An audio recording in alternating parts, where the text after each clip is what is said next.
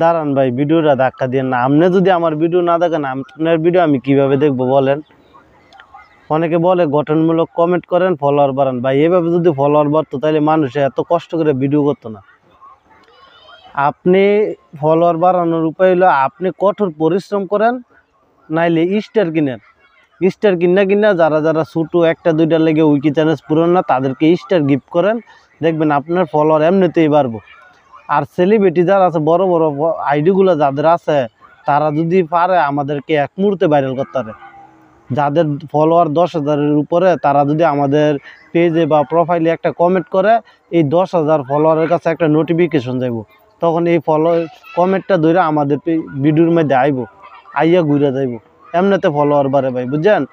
হ্যাঁ, কিন্তু আমাদেরকে দেখবেন যারা যারা বড় বড় আইডি, তারা আমাদেরকে একটা কমেন্টও করতো না, কমেন্টের রিপ্লাই দিত না।